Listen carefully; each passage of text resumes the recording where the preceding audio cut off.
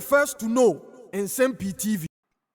2 days ago, NDC Amanyukuo no outdoor one running mates Professor Naana Opoku Agyemang na okopie mu APSA na enye asem kotoa eye anigye nko because NDC Amanyukuo no led by John Dramani Mahama ebotwi ekokopie mu ho a na enya asem kotoa ma omuyi maame no de etere na obia ebo won nsem de ma no won ewie na maame no ebe kasai ene nsem de oka bebre pa a na enye asem kotoa na eno na Dennis Miracle Aboagye de atu idase ohwedewa na NDC Amanyukuo no jubilate like at a election no ayeba abekọ no won awie all in the name of say one akwakoyi oba as running mate enti Ghana ma behwe so ato de amom a aya na eye no esere yentie Dennis Miracle Aboagye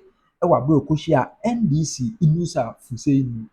I hear the NDC speak and I really was very attentive to Honorable Inusa Foseini, and I'm wondering what exactly are they projecting onto us as a people? We have our ambitions and aspirations as a country, and what we are looking for is results, is solutions to these teething challenges that we every day strive to get ourselves out of. So for us, if you're going to give us a leader and you're going to project the leader onto us, tell us cogently, specifically, without any ambiguity, what that person brings to the table to solve our problems for us. That is it. Without that, the fact that the person is a woman or a man means nothing to us. The fact that the person is tall or short doesn't mean anything to me. Fair or dark means nothing. Ever, Gan, Ashanti, Achim means nothing. I want solutions. I want an educational system that would ensure that no child of mine is left at home. They say she was. She's the first woman vice chancellor of a public university. If it doesn't give me access to education, it means nothing. They are accolades to herself, her family, and her political party. We want solutions, Samson. And so after they've done all these self-aggrandizements for 2-3 days, it's time for them to drop it. And let's talk about substance. Let's go into the issues. It's very important. I mean, Professor Naana is an academic professor, a vice chancellor. It's no shock if she's able to stand in front of a crowd and deliver a speech. It's nothing new. That's what she does her entire life. Show her that respect. Give it to her. That's her job. Every day, that's what she does. And so if she stands on a stage and delivers, kudos to her. But how does that cure the fact that when she was education minister, she led the cancellation of allowances for the poor? How does that change it? How that does change the fact that when she was education minister, schools did not have even chalks, to the point that the second lady, the wife of our former vice president, His Excellency Ebisata, had a cause to stand in front of the full glare of the camera and say that we will not give you chalks today, we will not give you chalks tomorrow if you teachers cannot use your money to buy the chalks. That for me are the conversations that the Ghanaian people want to hear. They want you to give us that reassurance that how you conducted yourself when we gave you this same role, you will do better. And you would first of all show us your scorecard and tell us how you intend not to repeat any of the things we did not want. It's not enough for an opposition party to come and list the sins and the ills of an incumbent. There is no incumbent government that you cannot list sins and ills. What you do is that beyond the sins, the listing of the sins and ills, give us what your alternative is. And disappointedly so, she missed the mark. She missed that big opportunity to make that lasting impact on the minds of Ghanaians about who she represents and how she intends to work with the president to take us to the level that we want to get to. She did. That mark she missed.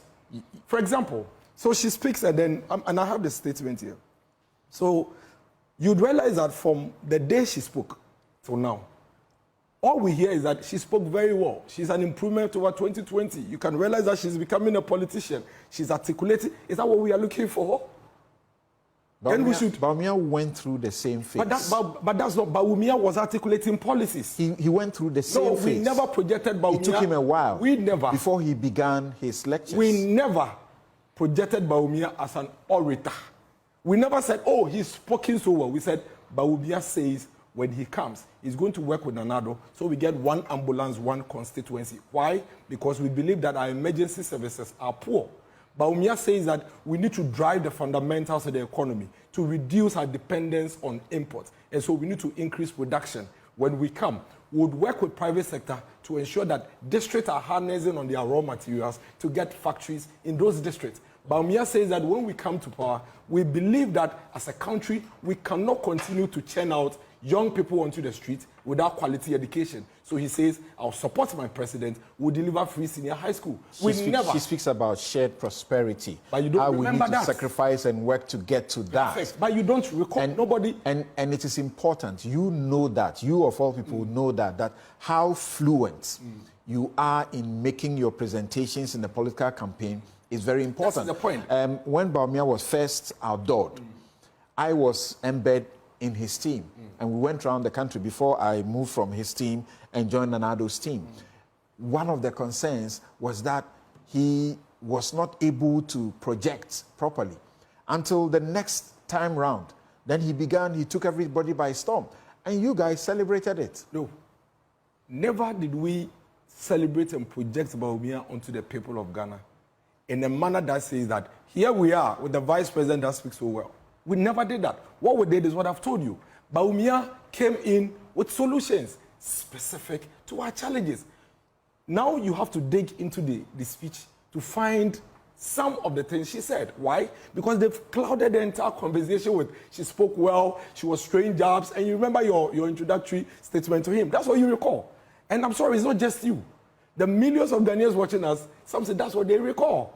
And it's sad, it's unfortunate that we have a running mate that is seeking to support a presidential candidate, and all we can recall 3-4 days after her speech is how good she was in throwing jabs, throwing shades, and oratory skills. That is a problem. And I'll come to some part of the statement that maybe they themselves have refused to highlight, which is of substance to the people. And I'll concentrate on that. So she says that in their government, they are going to ensure that by the time they are leaving office, and she said, I envisage a report of the administration of His Excellency John Mahama on the ticket of the NDC, who justifies his return. He says the report will have no reference to the following. Then she lists all the ills of the MPP government. Fantastic. But you know what? She missed the point. You have been president before, and you were Minister of Education under that presidency. The people of this country are skeptical. They are wondering, what new are you coming to? What new thing are you coming to do? How do we trust that whatever it is that you did to us, you will not repeat?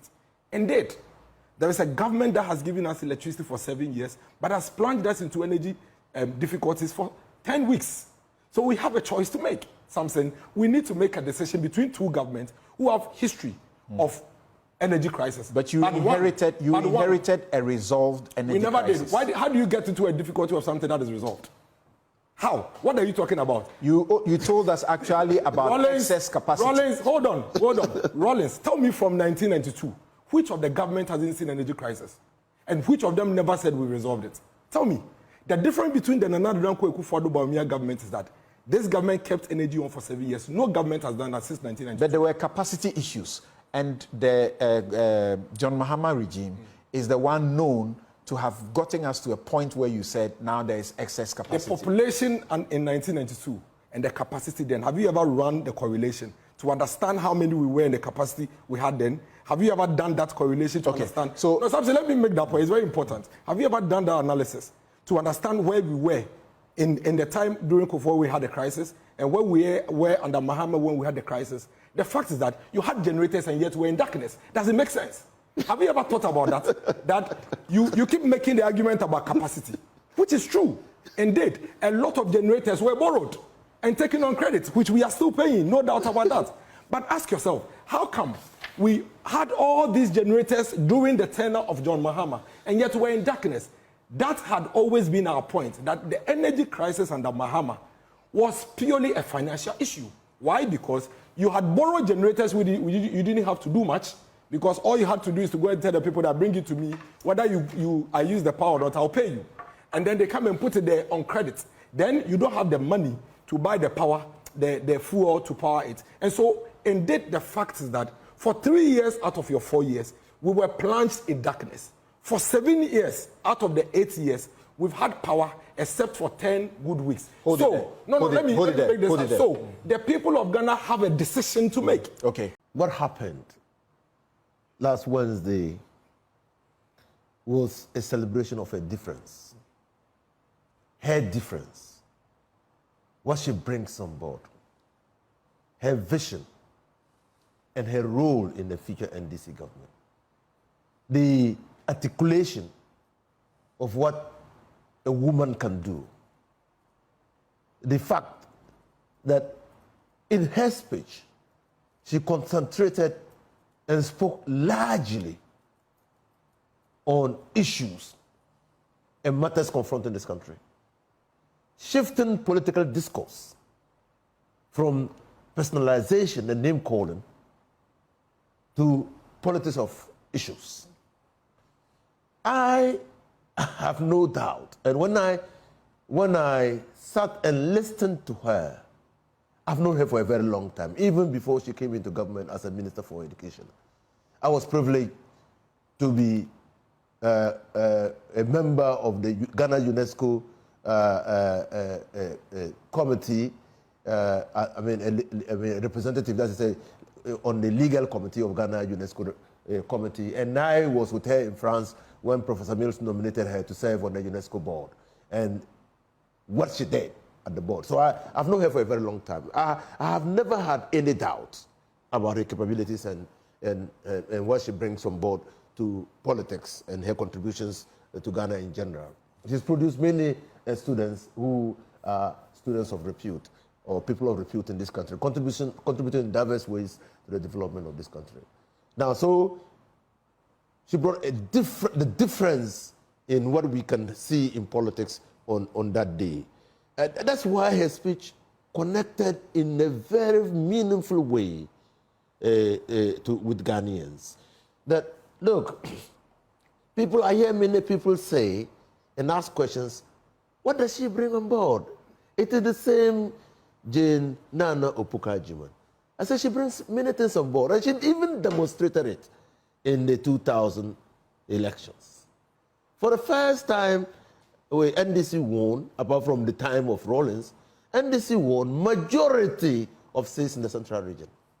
I mean, in the 2000 elections, the only unknown quantity on the NDC ticket was Jane Naana Opoku-Agyeman.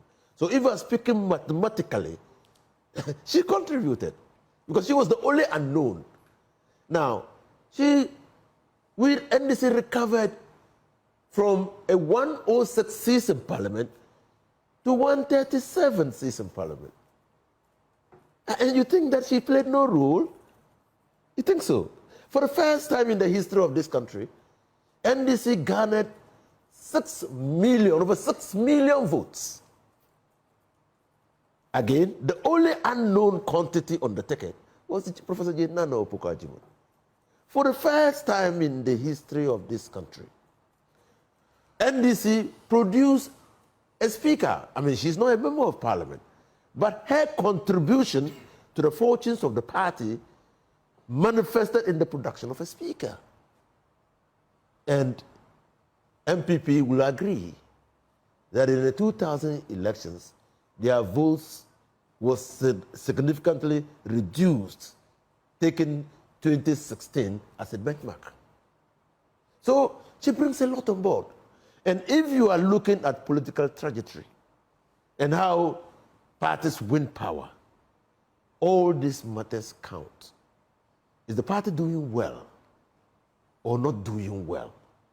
If the party goes into elections and is not improving on its fortunes, then something is wrong.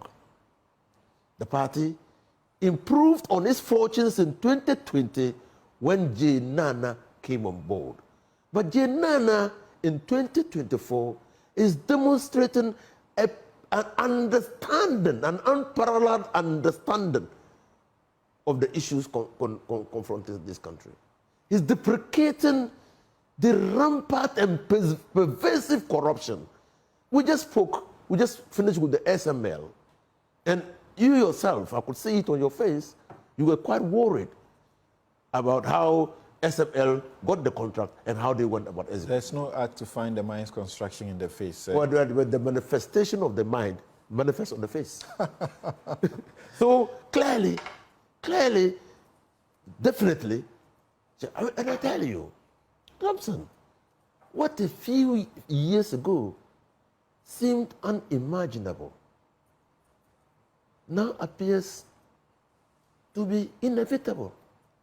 You speak to you project her, and John Mahama also said so, that she has a certain global acceptability and that she's a person of unquestionable integrity. Yes. You know that in this election you are going into, and the manner in which you project her, she will have to take questions about her stewardship. Yes. And you're already projecting that if she became vice president, she will be responsible for, among others, education, social protection, and health. Questions will be asked. Yes. What she did with that ministry. She did a lot. I'm not going to, because she's not running as president, she's running as vice president. I'm not going to even engage in her performance. I say that we are bringing somebody on board who understands our issues and who connects with us. But Professor Nana Opoku-Agyeman is available to answer all questions. Her integrity is par excellence. Her reputation for speaking the truth is admired and appreciated by all. In Samson, it is said that truth is never afraid of conversation. Because of her truth, she's not afraid of conversation. So if you bring your issues, she will deal with them as truthfully as she can. And we need such people going forward. What do you say to your critics who say, if you are projecting her as a woman of unquestionable integrity or unquestioned integrity, you are seeking to say she will make up for the weaknesses of John Mahama? When we say so, we're seeking to project the strength of a woman. Mind you, Plato had warned us many, many years ago that you cannot seek to develop your community when you keep one half of that community perpetually subjugated. You need to enhance them. You need to manifest them. You need to empower them. When we project Nana, we are projecting womanhood. You need to understand that. That for a very long time, many people, including deep-seated chauvinists, have said, who is Nana? Some have even gone further to say that a woman cannot rule this country. That's chauvinism, to say the least. They're being chauvinist. Okay. So we're just projecting who Nana is. She made a lot of cracks in the ceiling. Now, she's going to collapse the ceiling, the glass ceiling now.